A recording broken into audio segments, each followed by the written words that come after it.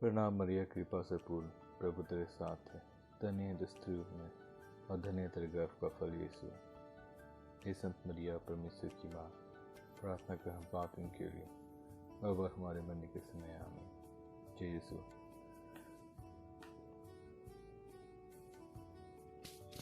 ये जो बिनती है ये लूकस रचित सुसमाचार में ही पूरा मिलता है। ये उस समय का बात है जब जक्कईयुस की पत्नी एलिजाबेथ गर्भवती होती है, उसे मिलने माता मरियम आती है। इस संदर्भ में बहुत सी चीज़ जानने को बात है जो मैं आपको बताना चाहूँगा।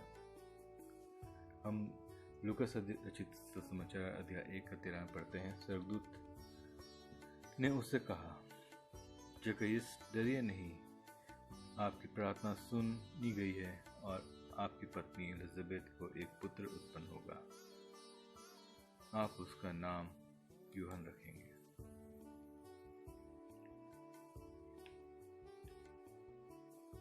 आगे कहता है अध्याय प्रसंग के 15 में, वह प्रभु की दृष्टि में महान होंगे, अंगूरी और मदिरा नहीं पिएंगे। वह अपनी माता के गर्भ में ही पवित्र आत्मा से परिपूर्ण हो जाएगा। हम लोग बाद में तो देखते ही हैं कि यूहन्ना मदिरा नहीं पीता है, लेकिन टिड्डी खाता था। लेकिन हम ये बात यहाँ जानेंगे कि वह इसके बारे में एक प्रोफेसी था कि वो माता के गर्भ में ही पवित्र आत्मा से परिपूर्ण हो जाएगा। 1:18 में कहता है, जब उनको डाउट होता है जक्कईयुस को कि कैसे होगा, उसने अपना शंका जाहिर किया, तो स्वर्गदूत ने उसको कहता है कि जक्कईयुस, स्वर्गदूत से कहा,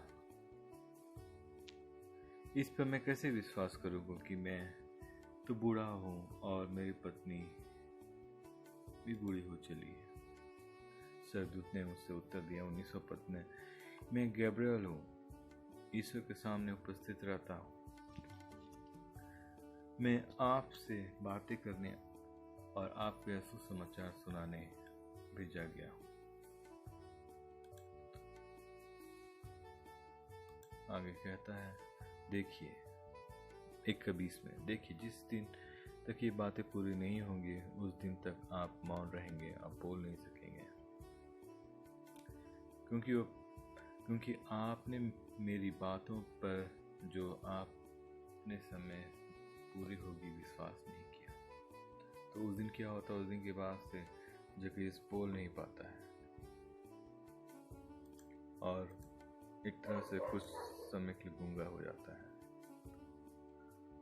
और कुछ दिन बाद 1:24 में कहता है, कुछ समय बाद उसकी पत्नी एलिजाबेथ गर्भवती हो गई।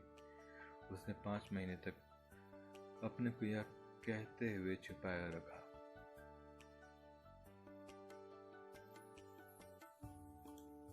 5 महीने तक, मतलब कि वो 5 महीने की गर्भवती थी, तब तक वो किसी को नहीं बताती है। जक्कईयुस ऐसे भी मौन हो चुका था, वो बोल नहीं पा रहा था। यह प्रभु का वरदान है, उसने समाज में मेरा कलंक दूर करने की कृपा की है। ये एलिजाबेथ जो बांझ कहलाती थी, वो संतान उत्पन्न करने वाली थी, उसका 5 महीना हो गया था, वो किसी को नहीं बताई थी। जक्कईयुस गूंगा हो चुका था, लेकिन जब 5 महीना गुजरने के बाद छठा महीना लूकस 1:26 में कहता है, छठे महीने स्वर्गदूत गैब्रियल ईश्वर की ओर से गलीलिया के नाजरत नामक नगर में एक कुंवारी के पास भेजा गया, जिसकी मंगनी दाऊद के घराने के यूसुफ नामक पुरुष से हुई थी, और उस कुंवारी का नाम था मरियम।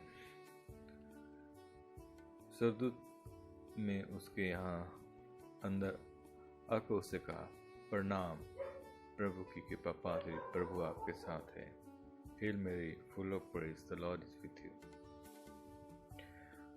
वह इन शब्दों से घबरा गई, मन में सोचती रही, इस प्रणाम का अभिप्राय क्या है? वो भी क्यों ना।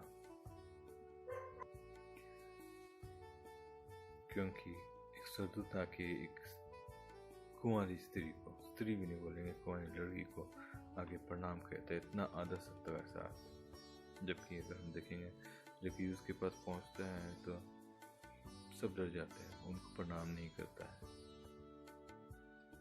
यहाँ पे देखेंगे एक पद हम स्तोत्र ग्रंथ अध्याय 8 का 5-6। मैं सोचता हूँ कि मनुष्य क्या है जो तू उसकी सुधि ले, आदम का पुत्र क्या है जो तू उसकी देखभाल करे। तू उसे सरदूतों से कुछ ही छोटा बनाया और उसे महिमा का सम्मान का मुकुट पहनाया। मनुष्यों को सरदूतों से छोटा बनाया, ठीक है। तो यहाँ पे कोई साधारण सा सरदूत नहीं आया था। यहाँ एक महादूत, जैसे कि हम आगे में पढ़े थे कि गब्रिएल बोलता है कि मैं ईश्वर के सामने उपस्थित रहता हूँ, जो फिर इसको बताता है वो आर्क एंजल, वो महादूत, ना कि साधारण दूत। अगर हम हायरार्की देखें तो ये तो साफ बात है कि मनुष्य से थोड़ा ऊपर सरदूत है, थोड़ा सरदूतों में भी ज़्यादा ऊपर महादूत है, और महादूत के बाद फिर हमारा सबसे सुप्रीम तो ईश्वर है। तो एक महादूत एक स्त्री को, वो भी छोटी स्त्री को, एक कुंवारी लड़की को आगे प्रणाम कर, तो ये सोचने का बात तो था ही। वो इसी परिणाम का अभिप्राय समझना चाह रही थी। लेकिन आगे क्या कहता है?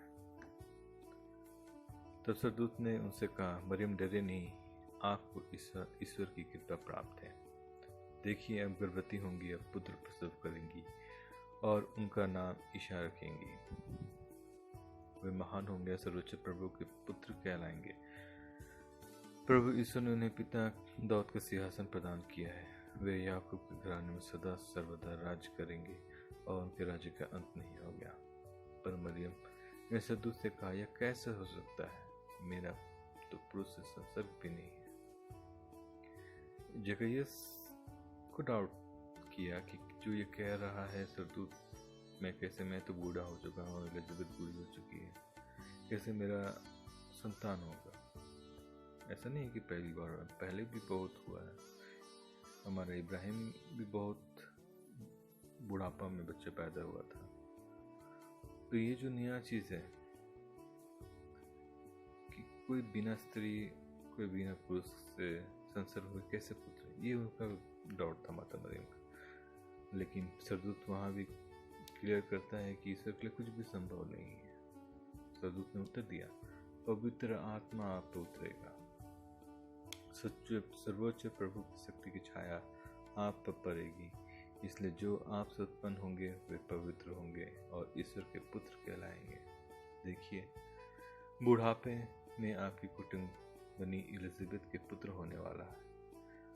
वह अब उसका जो बांझ कहलाती थी, छठा महीना है, ये छठा महीना जब गब्रिएल दूत आया इसके पास। माता मरियम को अगर किसी ने बताया यूहन्ना मतलब एलिजाबेथ के प्रेगनेंसी के बारे में, तो सरदूत आके बताता, इससे पहले कोई नहीं जान रहा था। आगे वचन कहता है, क्योंकि ईश्वर के लिए कुछ भी असंभव नहीं है। तो मरियम बोल उठती है, देखिए मैं प्रभु की दास हूँ, आपका कथन मुझ पर पूरा हो जाए।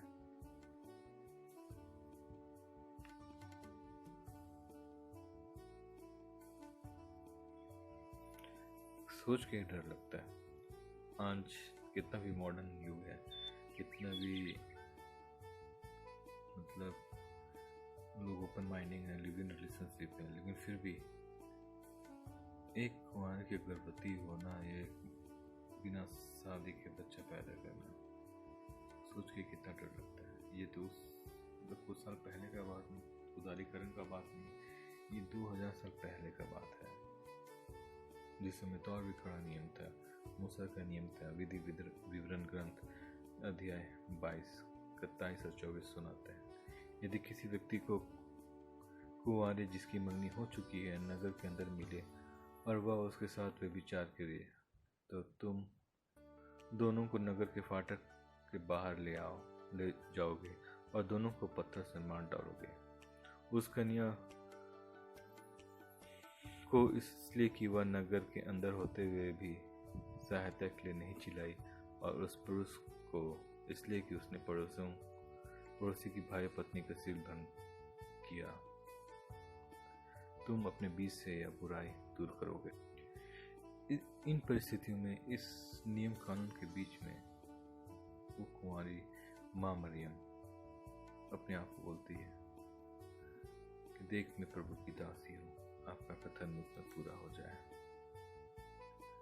बहुत डरिंग वाला काम था। परमेश्वर माता मरियम को सही में बहुत बहुत सारी पीढ़ियाँ धन्य कहेंगी और उनको थैंक यू बोलना चाहिए, क्योंकि अगर माता मरियम ना बोल देती तो शायद हमें मुक्तिदाता ना मिल पाता। अब चलिए, जैसे कि हम देख रहे हैं कि गब्रिएल दूत माता मरियम को बताया कि आपकी कुटुंबनी 6 महीने की गर्भवती है, तो माता मरियम एक अच्छी नारी होने, एक अच्छी रिश्तेदार होने के नाते वो तुरंत जाती है एलिजाबेथ के यहाँ और उसके यहाँ प्रवेश करती है।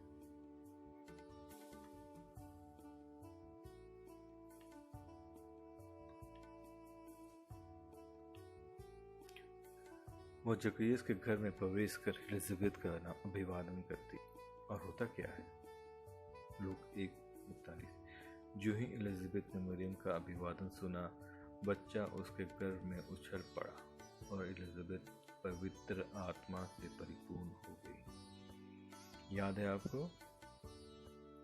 जब गब्रिएल दूत ने जकरियस को बोला था कि वह प्रभु की दृष्टि में महान होगा, अंगूर या मदिरा नहीं पिएगा, वह माता के गर्भ में ही पवित्र आत्मा से परिपूर्ण हो जाएगा। यहाँ पर माता मरियम जो पवित्र आत्मा से परिपूर्ण थी, पवित्र आत्मा की छाया उस पर थी, पवित्र आत्मा की तरफ गर्भवती हुई थी, जो पवित्र आत्मा के साथ वो चलती फिरती थी, वो पवित्र आत्मा माता मरियम के संबोधन से एलिजाबेथ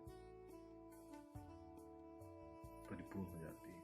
बहुत सारे लोग स्पिरिचुअल लोग देखते हैं आज के ज़माना कि बोलता है होली स्पिरिट मूव करता है। ये माता मरियम का साफ यहाँ दिखाया जाता है। माता मरियम को जो भी अभिवादन करती है और उनका अभिवादन से ही होली स्पिरिट छाके एलिजाबेथ को टच करता है और पवित्र आत्मा से परिपूर्ण हो जाती है। इवन उसका गर्भ में बच्चा भी उछल जाता है, क्योंकि एलिजाबेथ खुद बोलती है 1:44 में, देखिए जो ही आपका प्रणाम मेरे कानों पे पड़ा, बच्चा गर्भ में आनंद के मारे उछल पड़ा, क्योंकि जैसे बताया गया था वो अपनी माता के गर्भ में ही पवित्र आत्मा से परिपूर्ण हो जाएगा। यहाँ क्या होता है कि एलिजाबेथ प्रेग्नेंट थी, वो तो डिस्क्लोज हो गया माता मरियम के पास सरदूत के द्वारा, लेकिन एलिजाबेथ को कैसे मालूम होगा कि मरियम क्या है? वो उसको इस गब्रिएल दूत आया है और वो खुद प्रेगनेंसी में उनके पास आई है। ये सब होली स्पिरिट था। जो होली स्पिरिट फुलफिल होता है वो एलिजाबेथ को रिवील करता है, जैसे कि लिखा है 1 कोरिन्थी चैप्टर 12:3 में, कोई पवित्र आत्मा की प्रेरणा के बिना यह नहीं कह सकता कि ईसा ही प्रभु है। होली स्पिरिट चाहिए बोलने के लिए भी। जो पवित्र आत्मा आएगा तो वो आपको सिखाएगा, बोलता है। लूक चैप्टर 12:12 में ही कहता है, क्योंकि उसका भी पवित्र आत्मा तुम्हें सिखाएगा तुम्हें क्या कहना और क्या करना है।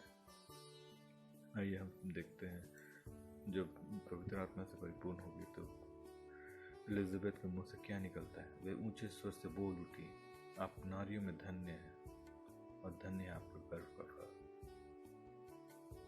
आप नारियों में धन्य हैं।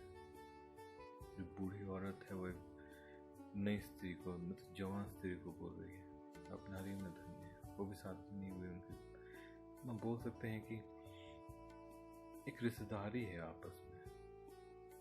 लेकिन वो उसका प्रेज करती है, वो नहीं करती, वो पवित्र आत्मा के थ्रू बोलती है अपना हृदय में धन्य है आपका गर्व का फल। मुझे यह सौभाग्य कैसे प्राप्त हुआ कि प्रभु की माता मेरे पास आई? उसको कौन बताया?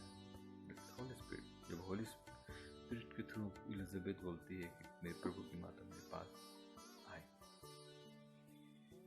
लूकास 1:45 में भी एलिजाबेथ बोलती है, और धन्य है आप जिन्होंने यह विश्वास किया।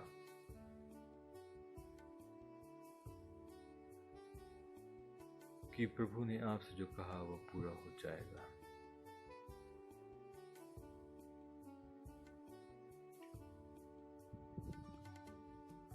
माता मरियम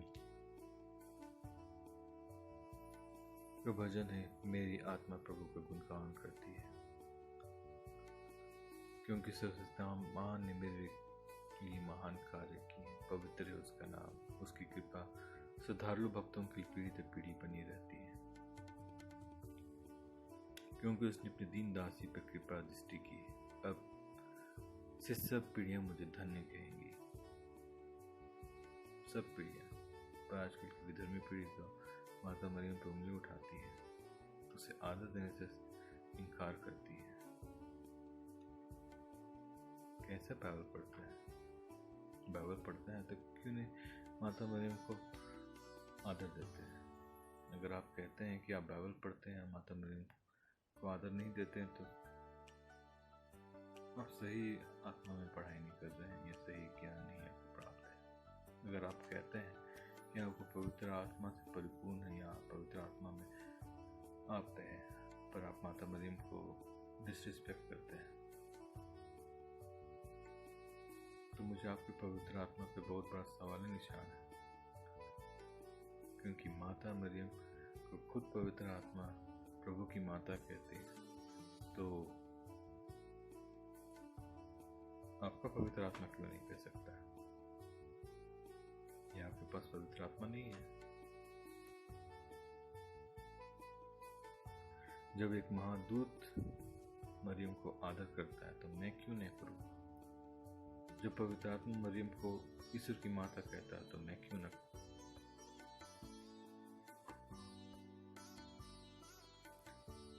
तो यही है आज का संदेश। आशा है आप लोग को पसंद आया होगा।